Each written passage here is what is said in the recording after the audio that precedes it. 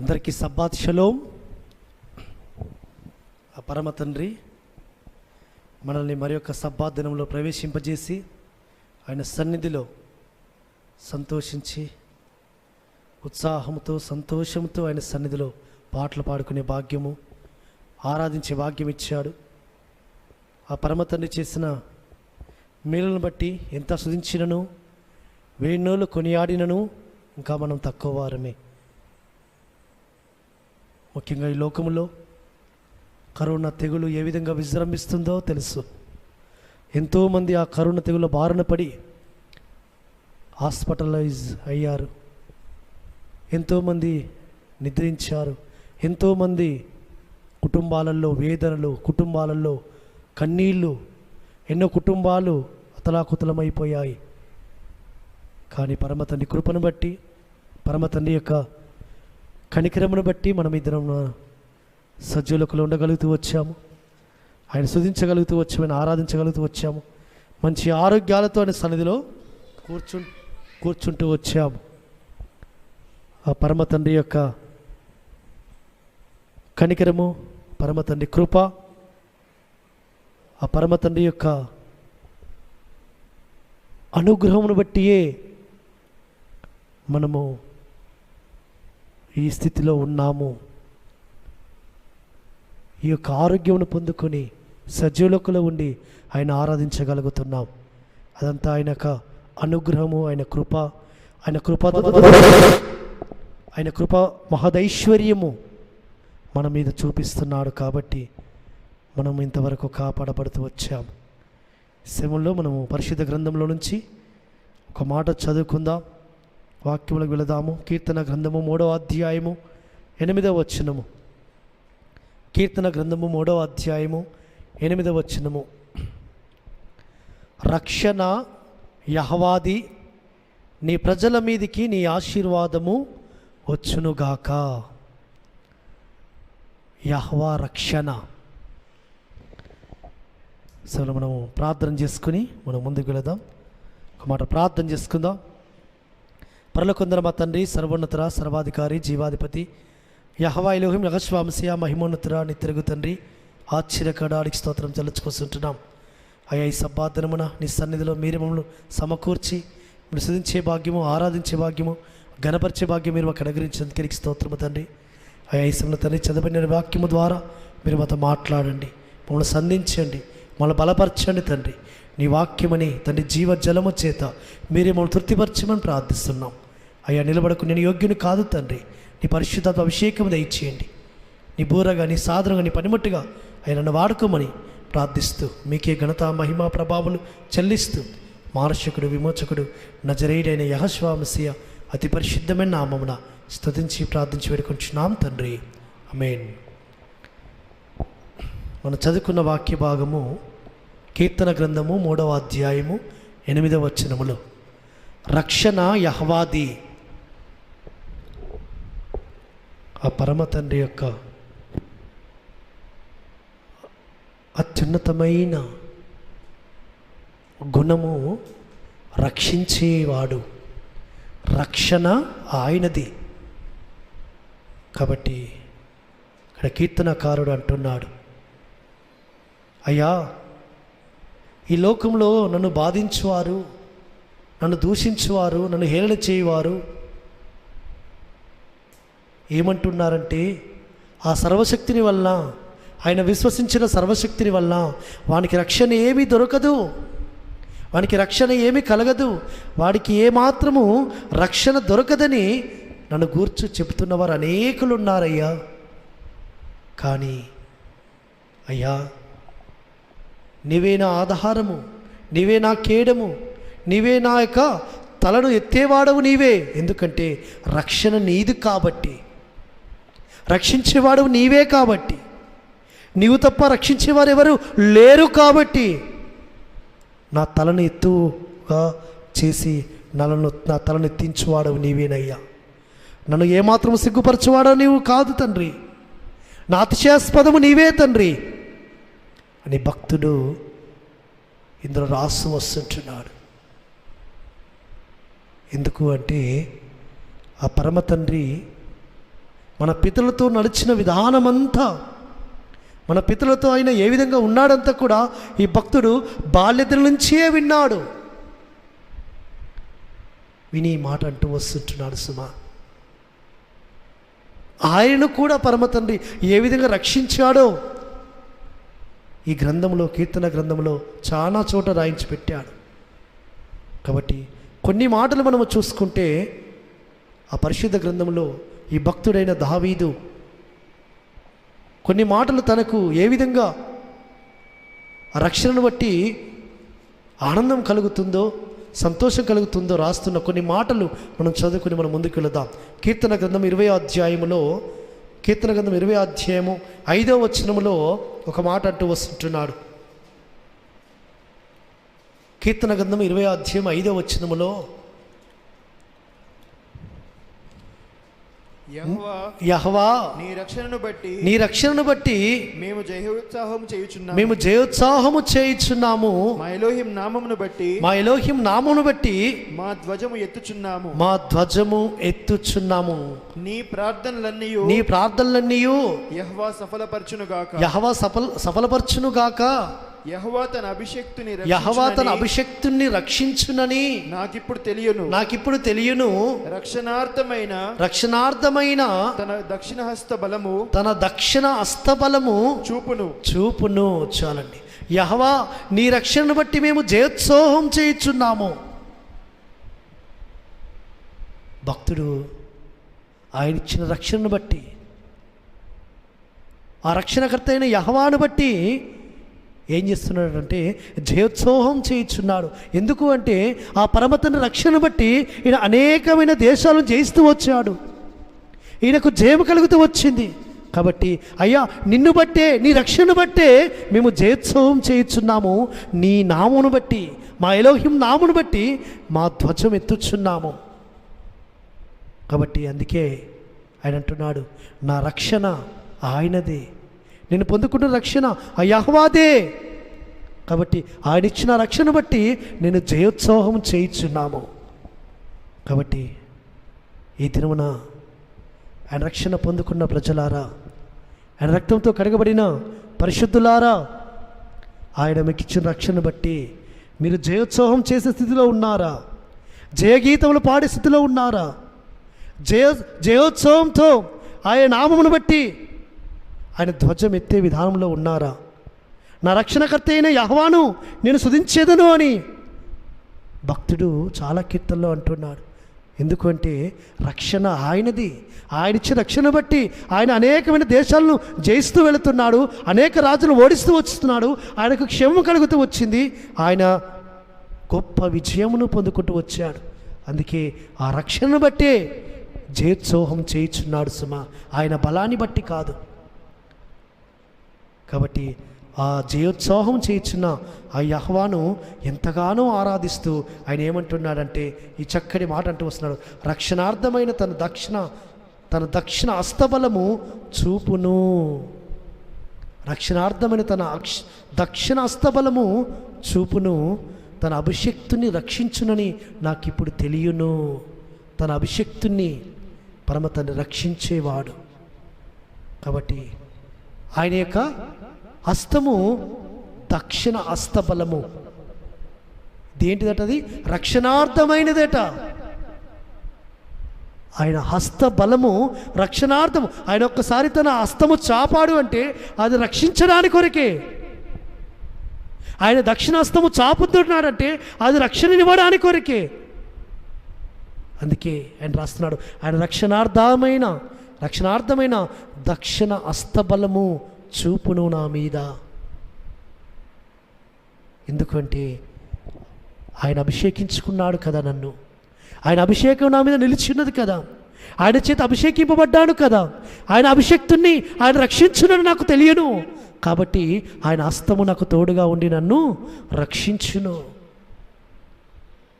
కాబట్టి యెహోవా మెస్సియాను రక్తములో కడగబడి యెహోవా మెస్సియా నామాన్ని నొసలు మీద ముద్రించుకొని యెహోవా మెస్సియాని పరిశుద్ధాత్మ చేత ఎవరైతే అభిషేకింపబడ్డారో,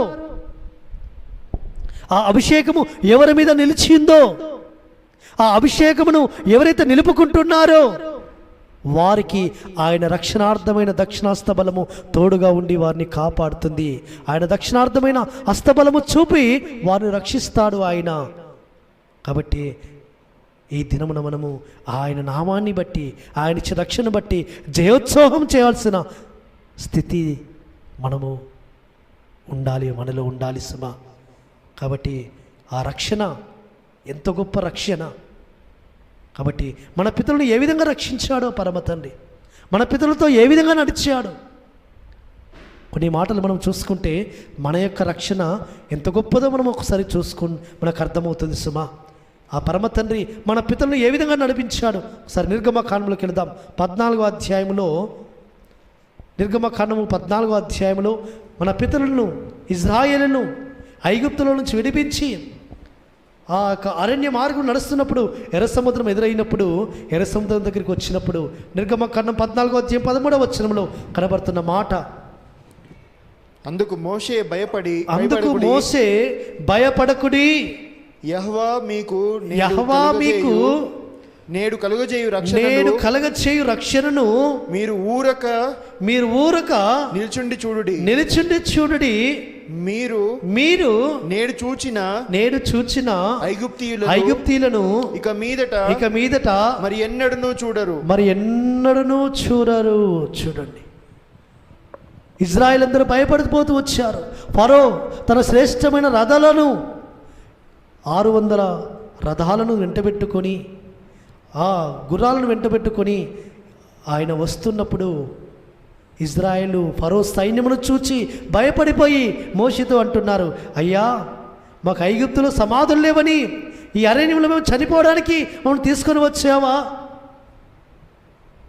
అని మోషే మీద తిరుగుబాటు చేస్తూ వస్తున్నారు, భయపడిపోతున్నారు. అప్పుడు మోషే యెహోవా యొక్క రక్షణను ఆయన ఎరిగిన వాడై, యెహోవా యొక్క రక్షణార్థమైన దక్షిణ హస్తబలము ఆయన ఎరిగిన వాడై, ఆయన బాహుబలము ఎరిగిన వాడై ఆయన అంటున్నాడు, మీరు ఊరక నిలిచిండు చూడుడి, భయపడకండి, ధైర్యముగా ఉండండి, మీరు ఊరక నిలిచిండు చూడుడి. నేడు ఆయన మీకు కలుగచేయబోవు రక్షణను మీరు కనులారా చూచెదరు. మీరు నమ్మండి, విశ్వాసం ఉంచండి. ఆయన హస్తబలము రక్షణార్థమైనదని, ఆయన రక్షించేవాడని, ఆయన కాపాడేనాథుడని మీరు ఊరక నిలిచిండు చూడండి. ఇజ్రాయేలీలు ఆ మాట యందు విశ్వాసం ఉంచారు, ఆ మాట యందు నమ్మిక ఉంచారు. మోషేకు మాట సెలవీయగానే మోషే కూడా ఎంత ధైర్యంతో మాట చెప్తూ వచ్చాడు. ముందు ఎర్ర సముద్రము, వెనుకనేమో ఫరో సైన్యము తరుముతుంది. ఆయన అంటున్నాడు, భయపడకండి.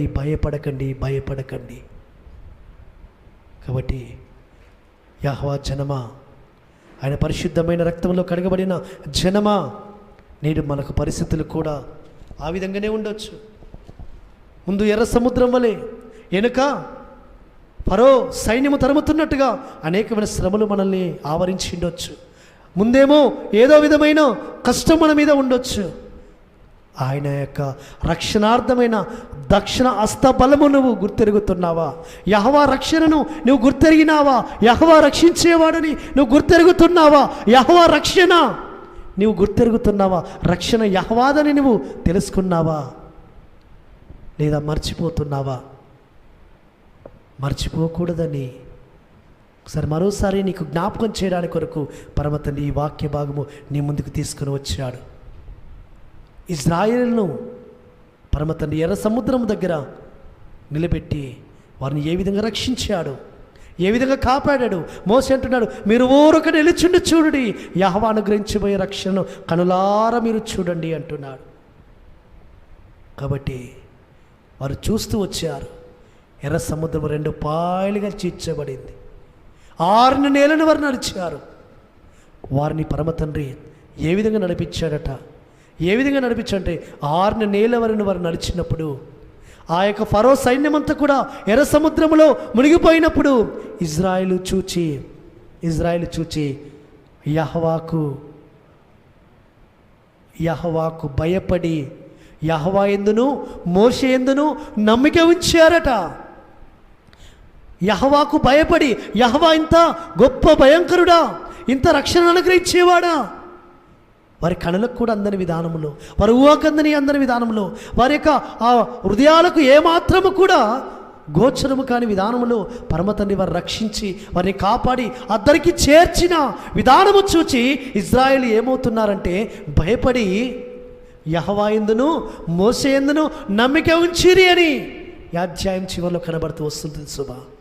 అప్పటి వరకు వారికి ఎలాంటి స్థితి లేదు.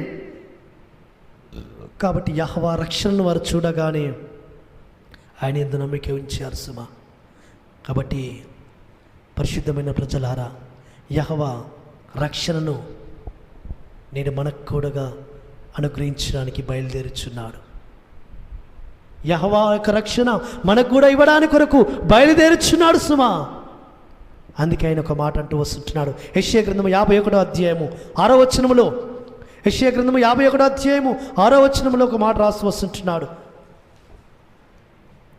యెషయా గ్రంథము 51వ అధ్యాయము 6వ వచనములో, ఆకాశం వైపు కనులెత్తుడి, ఆకాశం వైపు కనులెత్తుడి, క్రింద భూమిని చూడుడి. కొంచెం పై 5వ వచనం సారీ, యెషయా గ్రంథము 51:5 వచనము.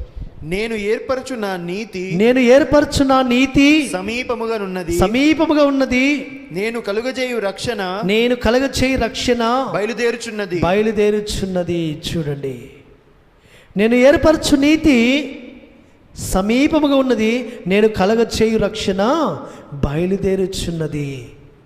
ఆ పరమ తండ్రి మనకు అనుగ్రహించబోయే రక్షణ బయలుదేరబోచున్నది. కాబట్టి ఆయన రక్షణ మనకు సమీపముగా ఉంది సుమా. అయితే మనం ఏం చేయాలట? మనము ఆయన వైపు చూడాలి, ఆయన హస్తబలము వైపు చూడాలి, రక్షణార్థమైన దక్షిణ హస్తబలము వైపు చూడాలి. అందుకే ఆయన ఏమంటున్నాడంటే, భూదిగంత నివాసులందరూ నా వైపు చూచి రక్షణ పొందవలెను, రక్షణ చూచెదరు. ఈ భూమి మీద మనుషులందరికీ కూడా రక్షణ ఎక్కడి నుంచి కలుగుతుంది?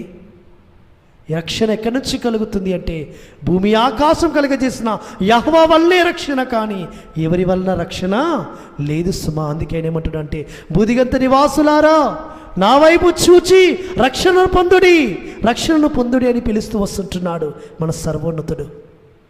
కాబట్టి భూదిగంత నివాసులందరికీ తెలియజేస్తున్నాడు రక్షణ. ఇజ్రాయేలుకేమో రక్షణను స్థిరపరిచాడు సుమా. ఇజ్రాయేలుకు రక్షణ స్థిరపరిచాడు. ఒక మాట మనం చూసుకుందాం. ఇజ్రాయేలుకున్న రక్షణ ప్రత్యేకమైనది. ఈ దినాన్న చాలామంది పొరబడుతున్నారు, ఇజ్రాయేలుకు రక్షణ లేదు, ఇజ్రాయెల్ ప్రజలకు రక్షణ లేదు, ఇజ్రాయెల్కి ఎక్కడిది రక్షణ? వారు ఆయనను తృణీకరించారు, వారు ఆయనను రానున వేశారు, వారు ఆయనను చంపారు, వారు ఆయనను తృణీకరించారు. కాబట్టి వారు రక్షణ లేదు, వారికి రక్షణ లేదని చెప్పుకుంటున్నారు సుమా. అయ్యో జనమా, ఒక్క మాట ఇజ్రాయెల్కి పరమతండ్రి యెషయా గ్రంథం 45వ అధ్యాయము 17వ వచనం చదివితే ఒక మాట అంటూ వస్తుంటున్నాడు. 17వ వచనము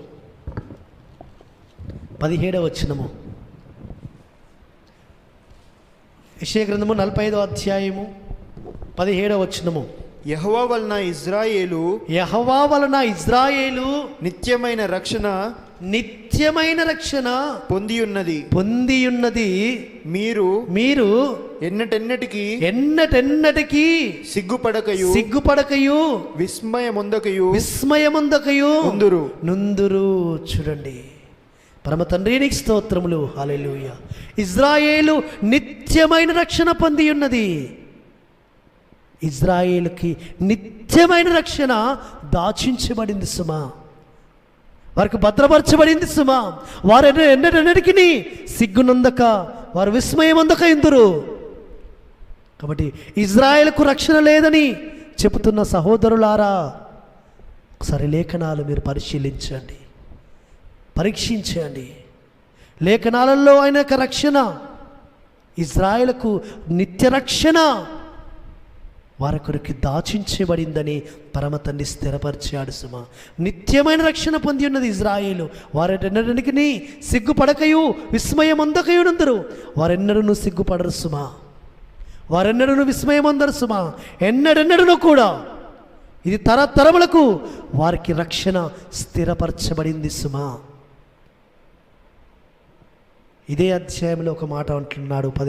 45వ అధ్యాయంలో 22వ వచనంలో ఒక మాట అంటున్నాడు. 22వ వచనములో, బూదిగంతముల నివాసులారా, బూదిగంత నివాసులారా, నా వైపు చూచి రక్షణ పొందుడి. ఎలోహిమును నేనే, మరి ఏ ఎలోహిమును లేడు. బూదిగంత నివాసులారా, భూమి మీద ఉన్న సమస్తమైన జనులారా, నా వైపు చూచి రక్షణ పొందండి. నేను రక్షించేవాడను, నేను కాపాడేనాదను, నేను ఇజ్రాయేలు సర్వశక్తుడను, యెహోవాను, నేను తప్ప వేరే ఎలోహిమును ఎవరు లేరు అని ఆయన పరిశుద్ధ గ్రంథములో ఇజ్రాయేలుకు వారికి రక్షణ సిద్ధపరిచి అన్యులమైన మనకును బూదిగంతంలో ఉన్న ప్రజలందరికీ కూడా ఆయన ఆజ్ఞాపిస్తున్నాడు, నా వైపు చూచి రక్షణ పొందండి. కాబట్టి రక్షణ ఇజ్రాయేలుకు పరమ తండ్రి సిద్ధపరిచాడు, దాచించాడు. కాబట్టి మనమేమనుకుంటామంటే, నేను రక్షింపబడ్డాను, రక్షింపబడిన నేను ఇజ్రాయేల్ కంటే గొప్పవాడను, ఇజ్రాయేల్కు రక్షణ లేదనుకుంటాం. సహోదరులారా, ఒకటి ఆలోచించండి, రక్షణ ఎక్కడి నుండి కలుగుతుంది? రక్షణ ఎక్కడి నుండి వస్తుంది? రక్షణ ఎక్కడి నుంచి కలుగుతుంది? ఒక మాట యోహాను సువార్త 4వ అధ్యాయంలో 22వ వచనంలో ఒక మాట రాయబడింది, చూద్దాం. యోహాను సువార్త 4వ అధ్యాయము 22వ వచనంలో చదివిన తర్వాత మనం ముందుకు వెళదాం. యోహాను సువార్త 4వ అధ్యాయము 22వ వచనము, మీరు మీకు తెలియని దానిని ఆరాధించువారు మేము మాకు తెలిసిన దానిని ఆరాధించువారము.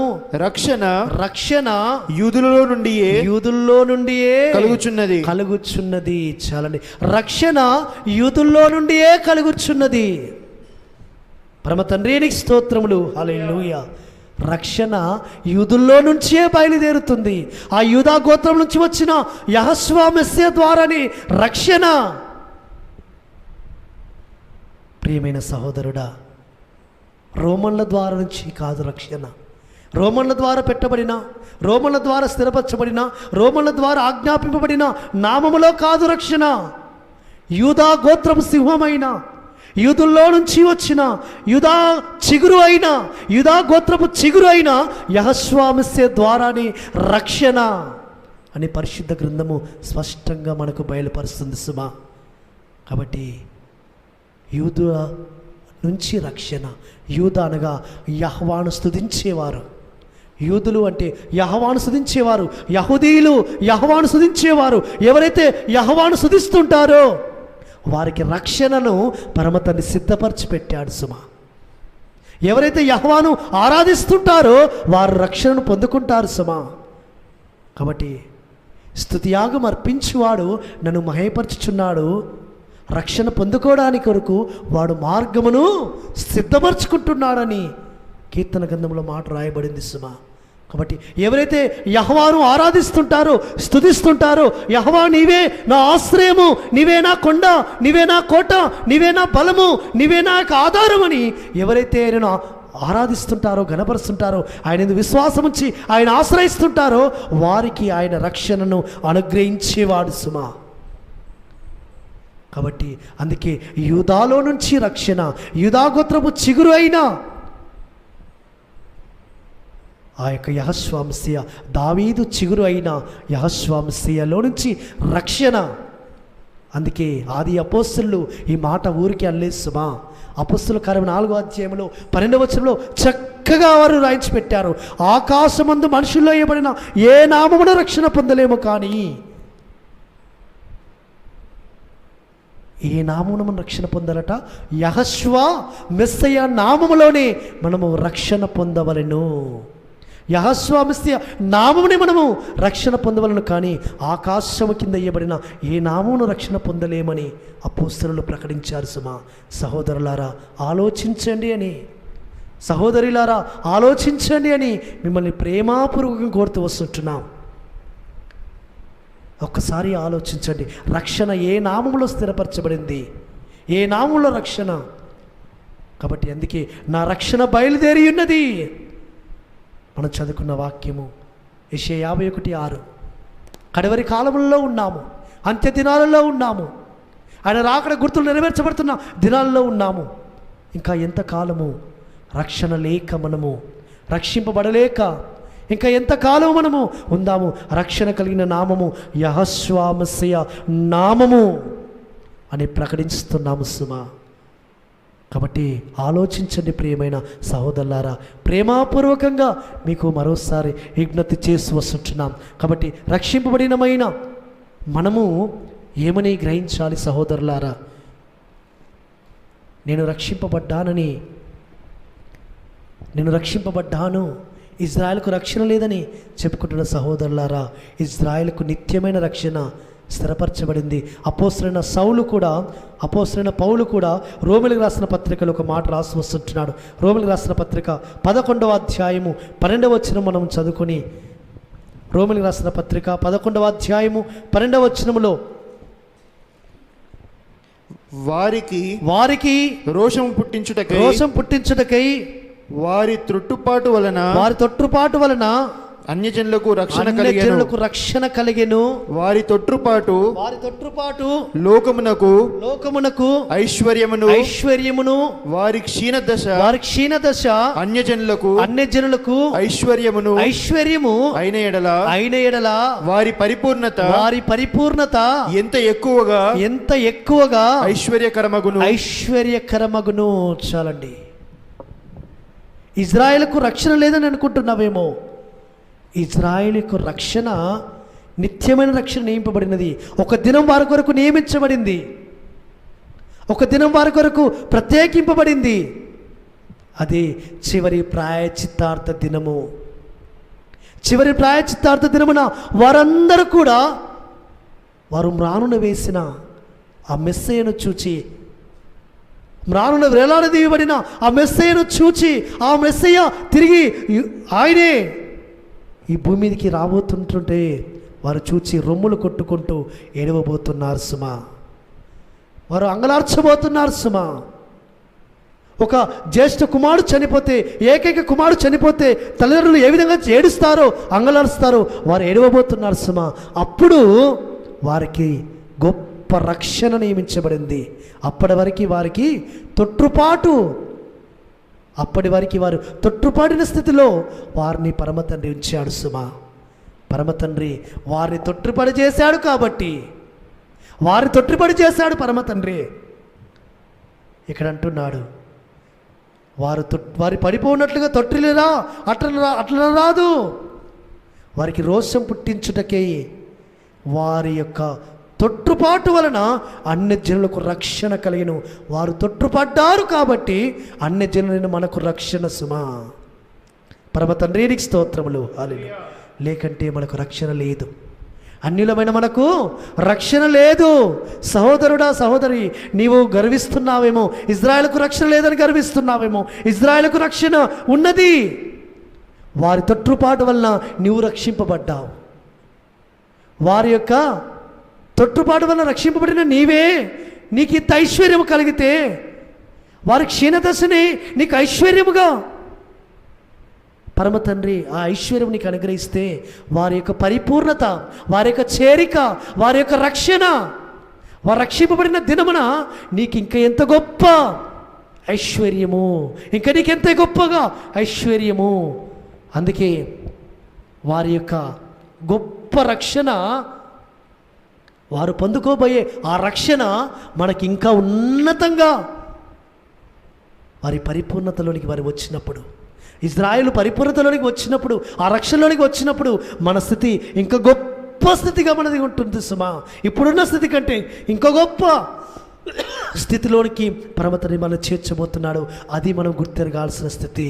కాబట్టి వారి తొట్టుపాటు వలనే నేను ఐశ్వర్యం పొందుకున్నాను, ఆ రక్షణ ఆనందం పొందుకున్నాను, ఆ చెప్పనాశక్యమైన మహిమయుక్తమైన ఆనందమును నేను అనుభవిస్తున్నాను. వారి యొక్క రక్షణ, వారి యొక్క పరిపూర్ణత, వారి చేరిక ఇంకా నాకు ఎంత గొప్ప ఐశ్వర్యము. ఇంకా దాని గురించే ఒక చక్కటి మాట ఇక్కడ రాసి వస్తుంటున్నాడు. 15వ వచనములో చదువుదాం. వారిని విసర్జించుట లోకమును ఎలోహిముతో సమాధానపరచుట అయిన యెడల వారిని చేర్చుకునుట ఏమగును? మృతులు సజీవులైనట్టే అగును గదా. పరమ తండ్రికి స్తోత్రములు. ఇజ్రాయేలును ఆయన రక్షణలోకి చేర్చడము, ఆయన రక్షణలోకి నడిపించడము, అది పరమ తండ్రి యొక్క ఉన్నతమైన ప్రణాళిక. ఆయన ఎప్పుడో దాన్ని ఆయన ప్రణాళికలో దాచించి పెట్టాడు. ఆయన ప్రణాళిక, ఆయన సంకల్పము.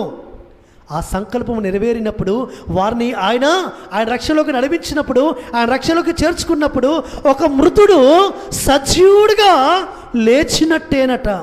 అంటే ఒక మృతతుల్యమైన శరీరము సజీవముతో లేచినట్టే. అంత గొప్ప రక్షణ ఇజ్రాయేలుకు పరమ తండ్రి నియమించాడు సుమా. కాబట్టి అది ఎంత గొప్ప భాగ్యము. అందుకే ఓ ఇజ్రాయేలు, నీ భాగ్యం ఎంత గొప్పది, యెహోవా రక్షించి నిన్ను పోలినా వాడెవడు అంటాడు మోసే. కాబట్టి వారి రక్షణ, వారి చేరిక ఒక మృతతుల్యమైన శరీరము, ఒక మృతుడు సజీవుడిగా అయినట్టే. అది గుర్తెరగాలి సుమా. అంటే ఎంత గొప్ప స్థితిలో వారు ఉండబోతున్నారు.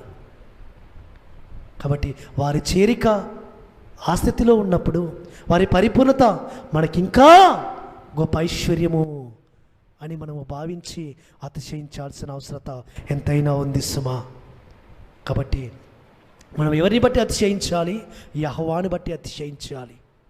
ఆ యెహోవా యొక్క కృపను బట్టి మనం అతిశయించాలి. యెహోవా మనకు అనుగ్రహిస్తున్న ఆయన కృపను బట్టి అతిశయించాలి. ఇజ్రాయేల్ మీద కాదు అతిశయించాల్సింది, ఇజ్రాయేల్ మీద కాదు అతిశయించాల్సింది, ఇజ్రాయేల్ కంటే నేనే గొప్పవాడనని కాదు అతిశయించవలసింది. యెహోవా కృపను పొందుకొని నేను రక్షింపబడ్డాను. నా నీతిని బట్టి కాదు, నా భక్తిని బట్టి కాదు, నా మంచితనాన్ని బట్టి కాదు, నా క్రియలను బట్టి కాదు నేను పొందుకున్న ఈ దినమున రక్షణ ఆయన కృపను బట్టియే పొందుకున్నాను. ఆయన కృప ద్వారానే మీరు రక్షింపబడ్డారు, ఇది మీ క్రియల వల్ల కలిగినది కాదు అంటాడు పౌలు. కాబట్టి నువ్వు పొందుకున్న రక్షణ ఆయన కృపను బట్టి పొందుకున్నావు సుమా. ఆ కృపను బట్టి పొందుకున్న ఆ రక్షణను నిర్లక్ష్యము చేయకూడదని, ఆ పొందుకున్న రక్షణను నిర్లక్ష్యము చేయకూడదని మరోసారి పరమ తండ్రి నీకు ఈ దినమున ఉపదేశిస్తూ వస్తుంటున్నాడు సుమా. కాబట్టి అందుకే ఆయన ఏమంటున్నాడంటే, అపోస్తలుడైన పౌలు తిమోతికి రాస్తూ ఒక మాట అన్నాడు. మొదటి తిమోతికి రాసిన పత్రిక 4వ అధ్యాయము 10వ వచనంలో రాస్తున్నాడు ఒక మాట. మనుషులకందరికీ రక్షకుడును, మనుషులందరికీ రక్షకుడును, మరి విశేషముగా విశ్వాసులకు రక్షకుడునైన జీవము గల ఎలోహిము యందు మనము నిరీక్షణ ఉంచి ఉన్నాము గనుక ఇందు నిమిత్తము ప్రయాసముతో పాటుపడుచున్నాము. రక్షకుడును, మనుషులందరికీ రక్షకుడును, మరి విశేషముగా విశ్వాసులకు రక్షకుడును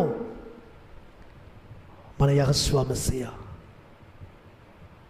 ఎవరికి రక్షకుడైనా? మనుషులకు రక్షకుడు. ఇంకొక స్పెషల్ కేటగిరీ ప్రజలు ఎవరికి?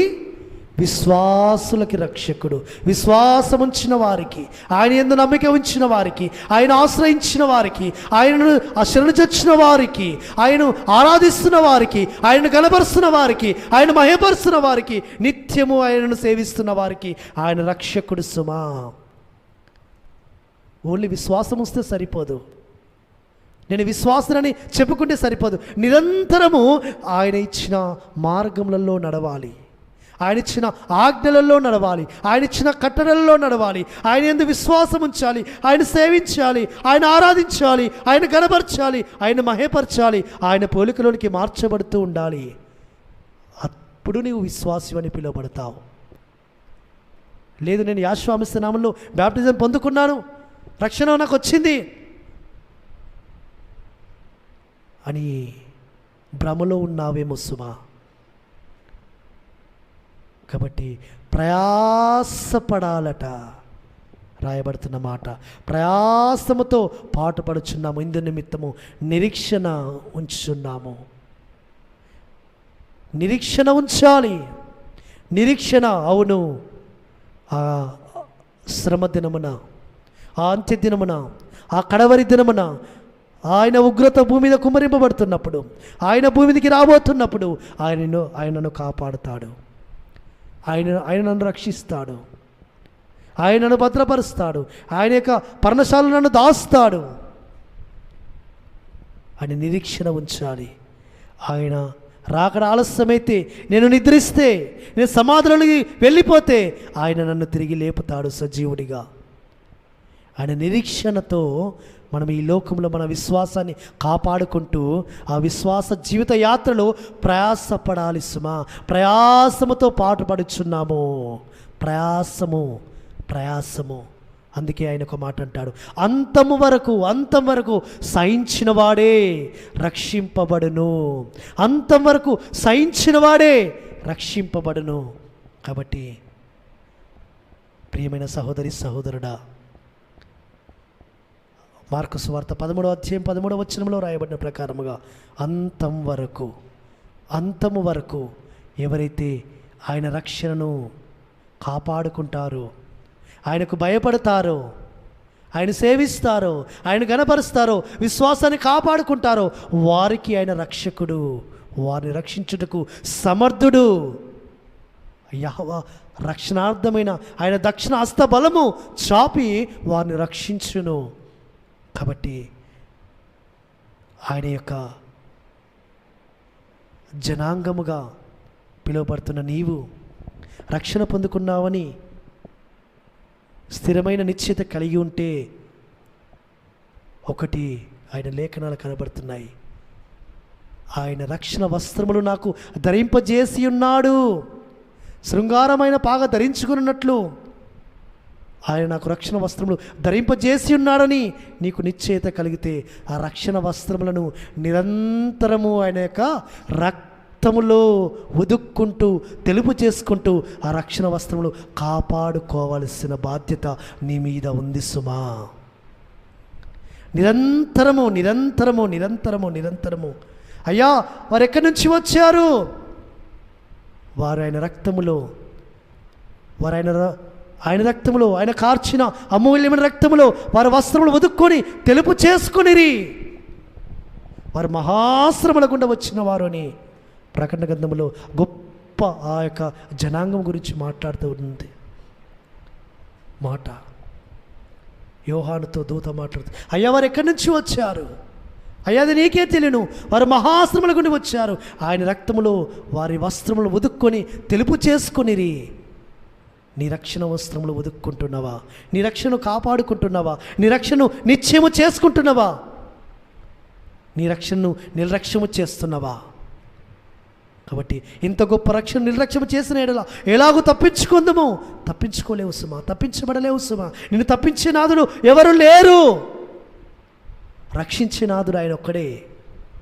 కాబట్టి ప్రియమైన సహోదరి సహోదరుడా, రక్షింపబడాలి అంటే ఏం చేయాలి? నువ్వు ఆయన నామమందు విశ్వాసం ఉంచి ఆయన రక్షకుడవని ఒప్పుకొని ఆయన నామమున బ్యాప్టిజం పొంది ఆయన యొక్క నీతి మార్గంలో, పరిశుద్ధ మార్గంలో నడుస్తూ శేషించబడిన జనాంగములను చేర్చబడితే, యోవేలు గ్రంథము 2వ అధ్యాయం 32వ వచనములో వ్రాయబడిన ప్రకారముగా ఎవరైతే ప్రార్థన చేస్తారో, ఒక మాట మనం చదువుకొని మనం ఊహించుకుందాం.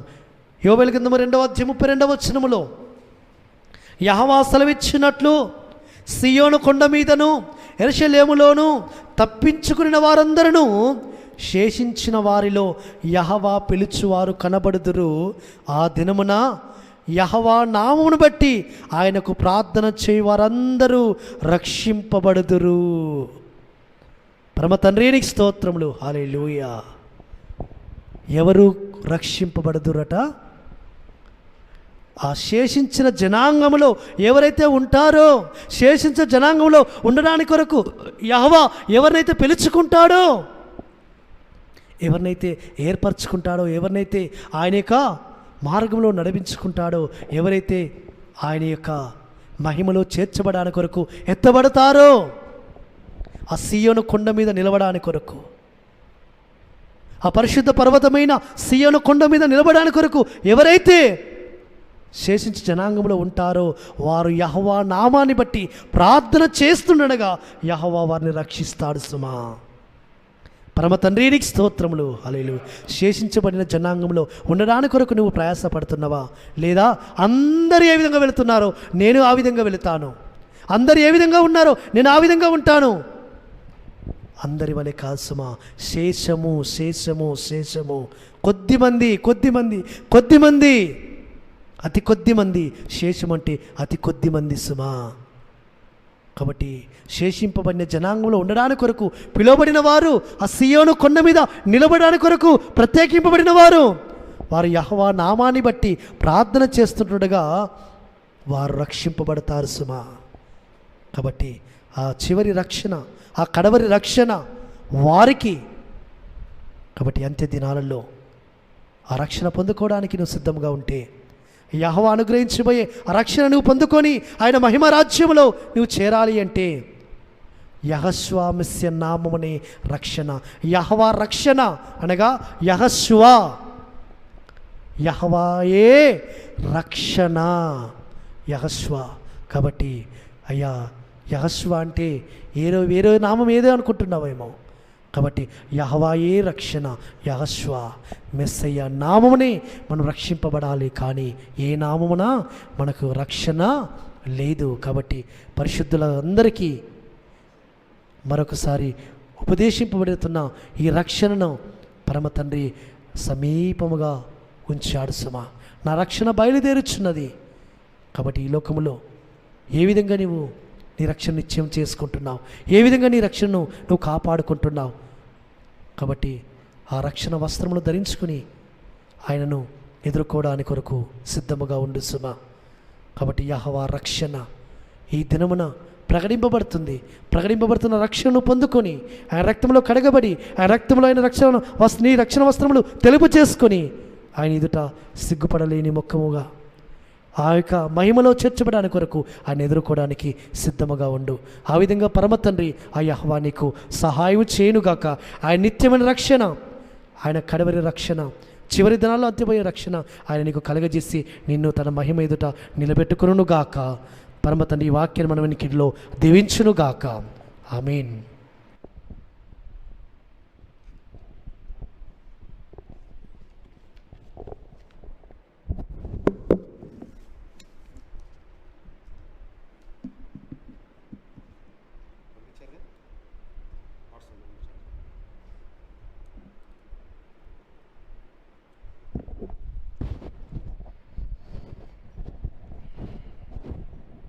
అందరికీ సబ్బాత్ షలోమ్.